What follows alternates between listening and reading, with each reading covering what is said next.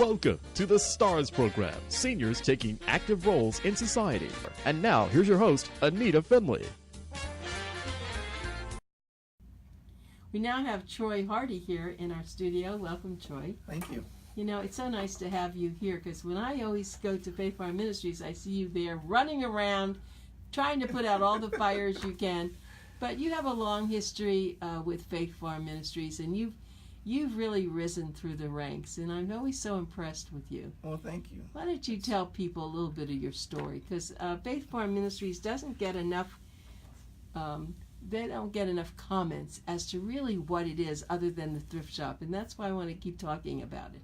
Well, the thrift store is just part of what we do to keep the doors open. I came to Faith Farm about 20 years ago, needing help myself in the area of addiction. Crack cocaine is what I was doing at the time. Didn't have anywhere to go, anywhere to stay. Nobody wanted to put up with my foolishness anymore. And so my sister told me about Faith Farm. She's the one that got me at Faith Farm. And I can remember her taking me there the first day. It was like on a Friday. How old were you? Oh, gosh, I must have been about 36 at the time. Oh, so you were an older gentleman. Yes, ma'am. I'll be 58 my next You look birthday. great. I can't believe that. You look like you're 36 now. That's great. Well, thank you. Well, Thank you're you. certainly Thank you. doing the right thing. Thank you. But I can remember the day my sister took me. It was on a Friday, and I wasn't really ready to go. And I kept saying to her, well, just take me to Mom's house, and I'll go on Monday. She's like, no, you're going now. I'm not gonna mess around with you. I won't be able to find you come Monday, so I'm gonna take you now. And I thought, I'm not getting out of this. And it seemed like the more I thought about it, the faster she drove, and so. But anyhow, it was probably the best thing that I ever did in my life at that time. I needed Faith Farm, and I needed a time out, and that's what Faith Farm did. It gave me time out. Let's go back even before. So you were a kid, Yes. and you were living. You have other brothers and sisters? Yes. My mother had 8 kids.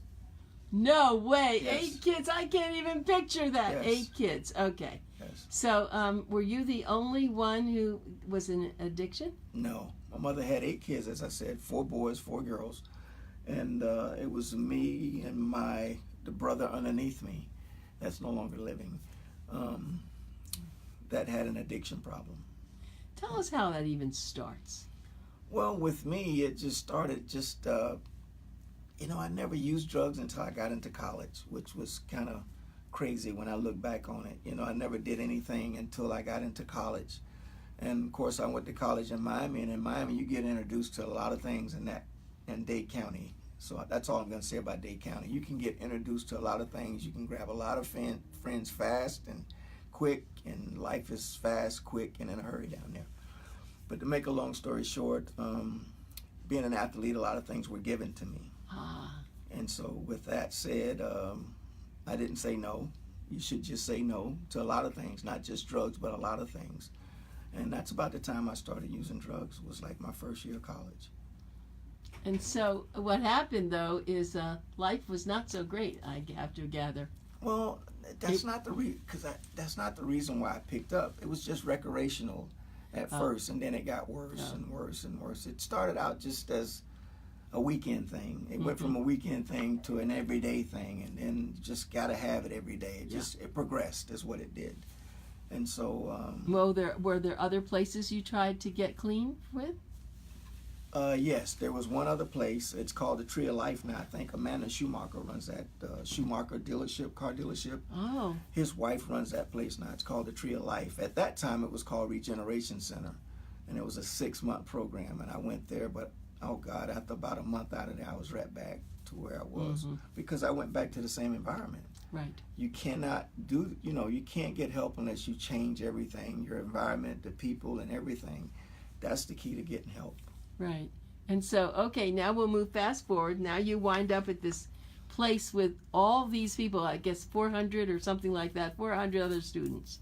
Well, at the time you went, they probably didn't have that many. No. There's about 250, counting the ladies, there's about 250 in all.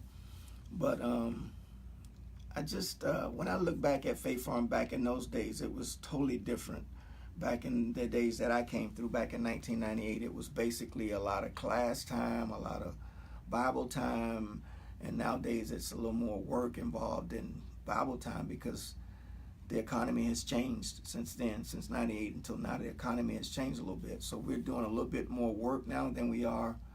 I mean, we have a lot of biblical stuff in place, don't get me wrong, but it just seems like now that everything is about work and trying to keep the doors open financially, because if it takes money to do everything, and if you don't have money to keep those doors open, everything is done.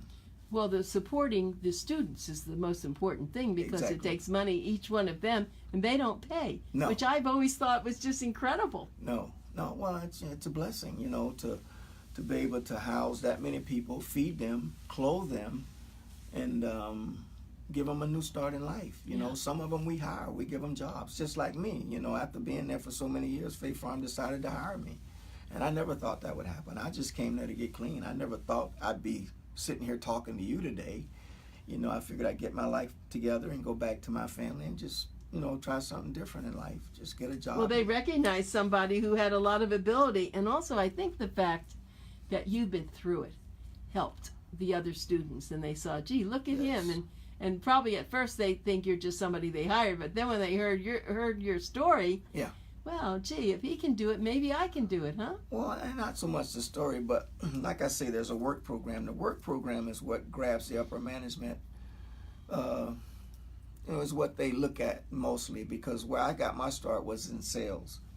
And sales is the big part of Faith Farm. You know, that's what keeps the doors open. The sales, we have an outside sales where we sell patio and sporting goods and things like that, and then we have inside where we sell house goods like your sofas, your love seats, your bedroom sets, and then we have a new furniture where we sell brand new furniture as well. So I mean, it was just like I went from one to the next. I mean, God is so awesome. I started out in outside sales, and I was moved from there to inside, from inside to new, and next thing I knew, they were asking me to go buy furniture, look at it, and now I shop at North Carolina twice a year. I go to the furniture shows and bring in all the furniture for Faith Farm, and it's a blessing. It's and you love Faith Farm, so you know, even if someone offered you a job on the outside, I think you'd be hard pressed to take it, because this is so important to you, isn't it? I would, because the joy isn't the money or anything like that. It's just seeing lives change. Yes. And on graduation Sunday, the thing that grabs me the most is when a guy gets up on stage and says to mom and dad, "I'm sorry," you get a new person,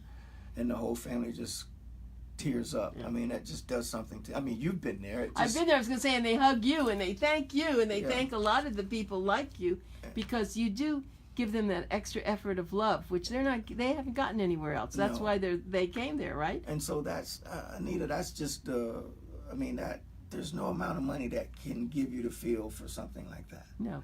You know, and I it's like, you know, using drugs. You get a high, and once the high go away, you want to keep getting that high. But that's a high that you can have forever and ever, and you never have to worry about anything bad happening. No, right. That's true. And the other thing is what you said is about how you have all this furniture.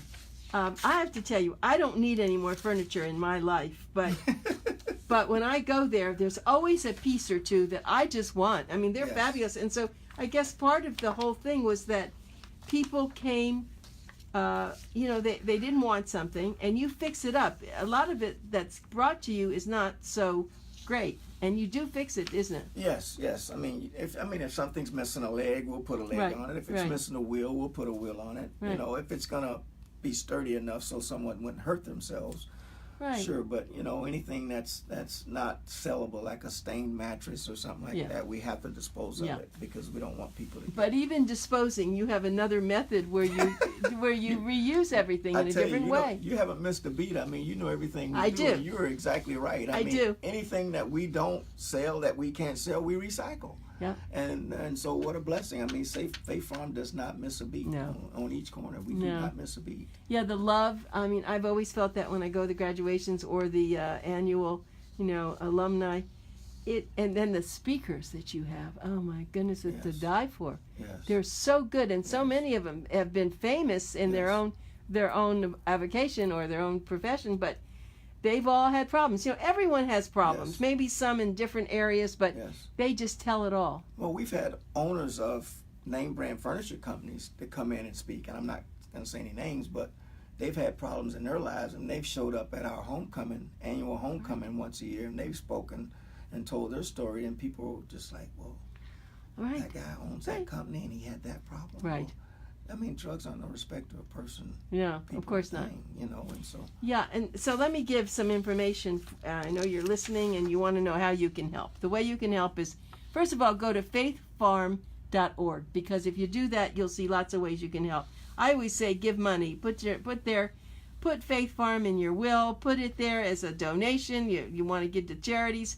They're the best charity I know. I mean, there are a lot of charities out there, and they do good work, but you don't really see the money being used. But you can at Faith Farm. I've always loved that.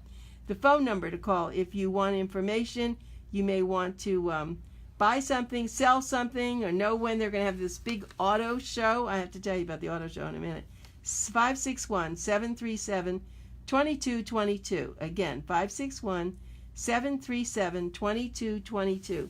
So if you have a car that you don't want anymore, you can get a wonderful tax deduction. Yes. And you may, if you go there when they have their car auction, you'll probably want to buy it back because it's going to look so gorgeous. That's true. We repair those cars. You know, we paint them if they need painting. We put tires on them if they need tires put on them. And we sell them as is at that point, because you never know what's going to happen with a donated car, but we've never had any problems. Well, and also it's not just cars, it's boats, it's motorcycles, anything that moves. I guess Trailers, mobile homes, yeah. Yes, you I mean, name it. Motorcycles, three-wheel motorcycles, you name it, we get it all. And last time I went, I think you had something like 20 things. Now I think you have a lot more, don't you? Yeah, there's going to be this auction. We probably have somewhere in the neighborhood of 50 cars. I think I just have to come to watch it. It's so running and no running, because there's some that don't run, and people want to buy those too, because some people buy the no runs for parts. Oh, I didn't know that. Yes. Okay, so when is that now? I know it's in December. December 1st. December 1st, that's a Sunday? That's a Saturday. 10 o'clock Saturday morning. 10 o'clock Saturday morning, you go there and just bring cash, right? Yes. Well, you have to have a $200 cash deposit once you bid on the car, and then you have to pay for it that day before you leave. Well, it's pretty exciting. But you can get there early, too. You can get there at 8 o'clock to get a look at the cars before the bidding starts. The bidding starts at 10, but you can get there at 8 o'clock just to have a look at everything we have. Okay. So that's isn't it exciting for all of you? Oh, we love it. Yeah, you do, we get don't excited about it. We really do. And so if some of the men or women who came there, were they mechanics that they knew how to fix things? Yes. That's one good thing about Faith Farm, too. When everybody comes in, one of the things we do is we find out whatever skill level they have, and we try to put them back into that situation so that it helps them and it helps us. I mean, like the area of maintenance. If you find somebody that can do maintenance, that's really huge, because repairing nowadays is very expensive. And so if you've got somebody that can turn a bolt and fix a window, fix a door, fix a computer, we have IT people too. So it's amazing. It's amazing. Faith Farm is amazing. It really is. I know it is. And let's talk about something new that not that new, but for a while you never had women, and now you have women. And what are the women doing? The women right now, they're running our dispatch office. In other words, when you call for a donation, you're talking to the ladies in the program. I see. So anytime you call Faith Farm for a donation, or if you stop by Faith Farm before you walk in, you might see someone selling popcorn or hot dogs and things like that. Those are the ladies in the women's program. So that's what they're doing right now. And they also help with the auto auction. They're the ones who drive the cars through the auction. Really? So, yes. So we've got quite a few jobs for them to do. So there are some very special things that happen with people there. You know, we do know that women, of course, many times have children, and in order for them to come and be a student, we call them students, they have to leave their children with someone who's responsible. That's very hard for a woman, and yet, when you think about it, it's much worse for them to be, having a drug or intoxication or some other problem, right? Yes. But, at the same time, the lady knows that if she doesn't get the help that she needs, she could lose the kid. So the good thing is the family always takes care of the child so that they can do the program. And this is one of the things that happens at graduation also. Yeah. You might have that kid standing up on the grandfather's lap while the mother's giving her testimony, and it's just... I'm just telling you, if you've never been to a graduation, people need to get there, because it's life-changing. It is, It's and you should life-changing. drag, just like you were dragged by your sister. Was it your Yes. sister? People, although I've been told that if you're dragged there and you're not ready, it doesn't work. Is No, that true? No. Well, and I tell guys, I have a lot of guys that come in my office that feels they're not ready. And one of the things they say, well, I'm not here I didn't come for me. It was because my wife told me if I didn't go, I couldn't get back in the house. Or if I didn't get the help that I needed, I didn't have anywhere to stay. I didn't really want to be here, but I'm here because of that reason. Well, that doesn't work. They're not here for themselves. They're here for somebody else. And if they're there for somebody else, it does not work. Yeah, that's very true. And the other thing I heard, which I think is spectacular, that sometimes people do things that are really illegal, and they could be imprisoned. But you have a relationship now with quite a few judges.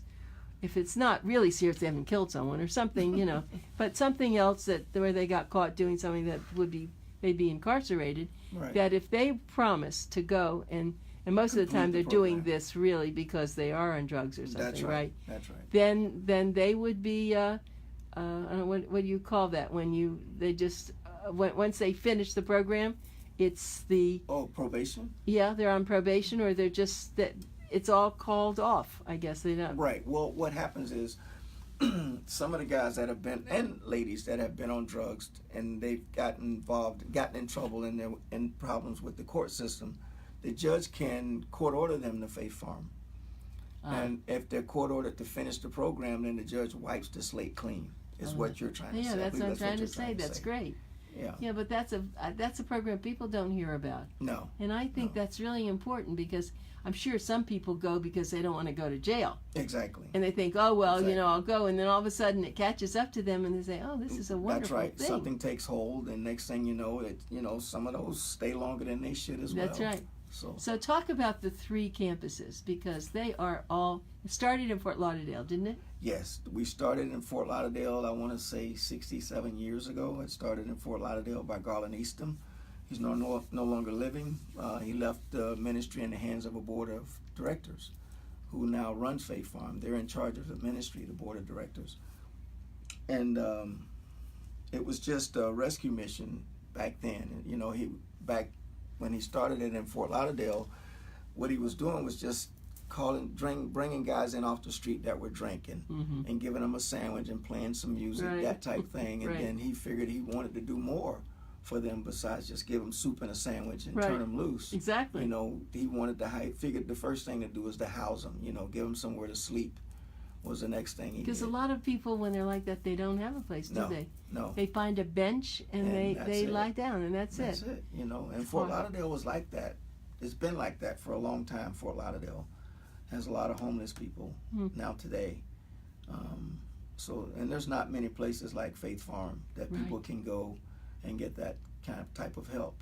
Get an overnight bed and get some shelter. Like back in previous days, you had a lot of people sleeping on the bridges. You don't see that much anymore. You see a lot of people panhandling, but you don't see them sleeping on the bridges anymore. So what a blessing to keep people, to give them a bed. It's true, but there's a lot more than that. After they get the bed, they get the food, they either learn a profession if they haven't had one, or they get to do something that gives them back their self-esteem, doesn't it? Well, most people do have. You'd be surprised what some of these guys and girls, the skills they have. What it is that their mind has been so gone the other way. When they finally get their mind back, it's like, well, yeah, I used to do that. I want to do that again, and then they excel at it. Like now, we got a guy that's a computer guy. He's a computer whiz. He handles all of our IT stuff. But his mind was so gone on drugs, he couldn't do anything. He couldn't function anymore. And now that his mind is clear and he's gotten, he wants to be at Faith Farm, and he rebuilds all our computers, our TVs. Does he make house calls? Yes, he does. No. On the outside, yes. No, wait a minute. You allow him On to his own personal time. He's an employee. Oh, now he's an employee. He's an employee. Was he an employee all the time? No, he came in as a student. Graduated the program. Well, you need to give me his went name to when we phase get 1, finished. Phase 2, And now, you know, he's an employee, and if he wants to do stuff on his own, that's on him, as long as he's at work every day. Oh, right. Well, that's good. And you like him. You trust him. We love him. Okay. Well, you have to give me his name because I'm only having a problem with my computer. Everyone has a problem with their computer. He's very good. Oh, that's a lovely story that happened. But also, how about your chefs? Now, you have to provide a lot of food, don't you? How many meals do you provide? Oh, my goodness. Breakfast, lunch, and dinner. Breakfast, lunch, dinner, and then there's other things on the side, like when Christmas and Thanksgiving come, it's extra food, and we get a lot of food donated as well. We buy food and we get food donated. Without the donations, we probably couldn't make it. We really couldn't. Oh, so like Publix and places like that donate? Publix and Whole Foods and the new Walmart. Does Walmart? Walmart gives, not Walmart. Oh God, what's the new one? Aldi's. Oh yeah, Aldi's. I've not been in there yet. Aldi's gives to how us. nice. And Trader Joe's. Oh good, I like and Trader Whole Joe's. Foods. Oh, I like all of them. So they have extra food, and that so they don't let it go to waste, and they give it to you all to fix up. Yes. So the chefs know what to do. Yes. You have a few chefs, I have to assume. We have two chefs. Two chefs, and so they cook around the clock for the men and the women. So we prepare the women's ministry food as well.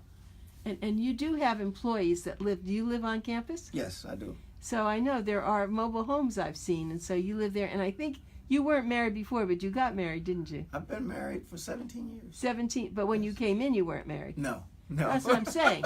You weren't married. I was not married. No, so you came in. No, I met my wife in the store, in the thrift store. No kidding. Yes. I didn't know that story. Yes. So you met your wife there. So the two of you then.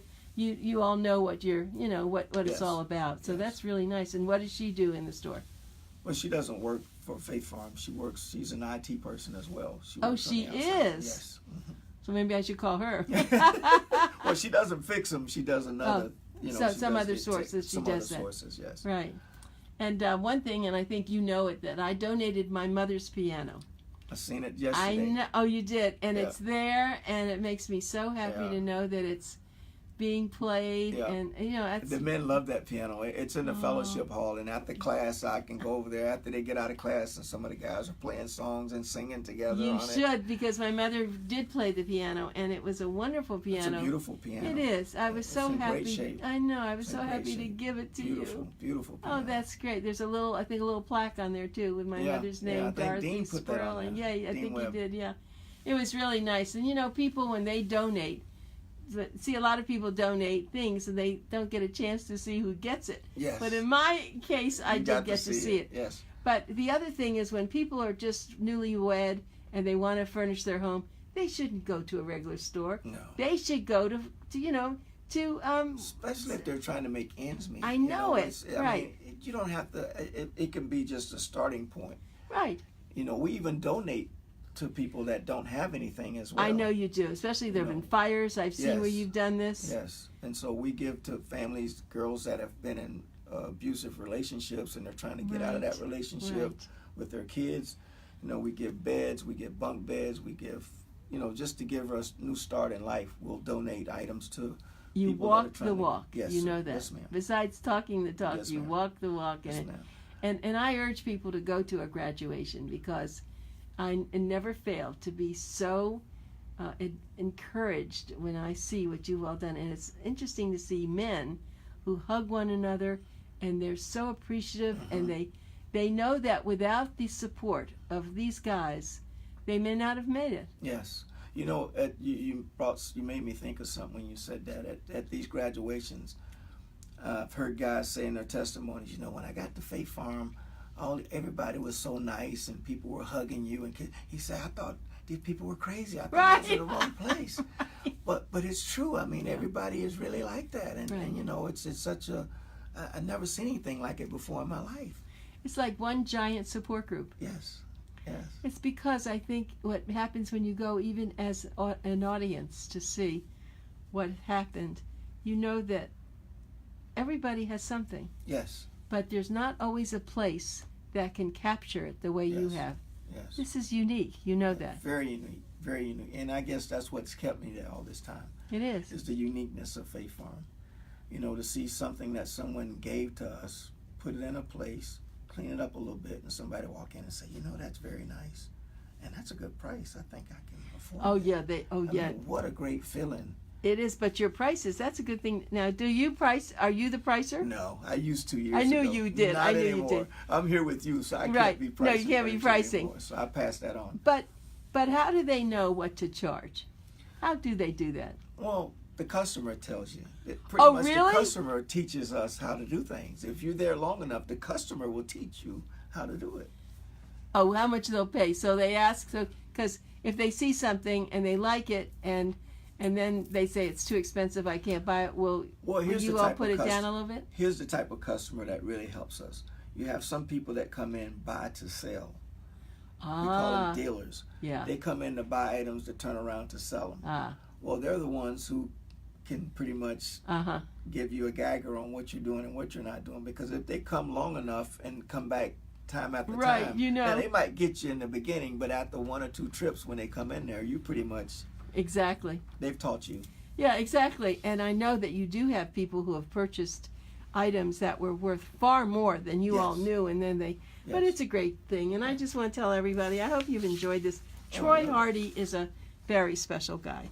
And the phone number to call there if you want more information is 561-737-2222, or go to faithfarm.org.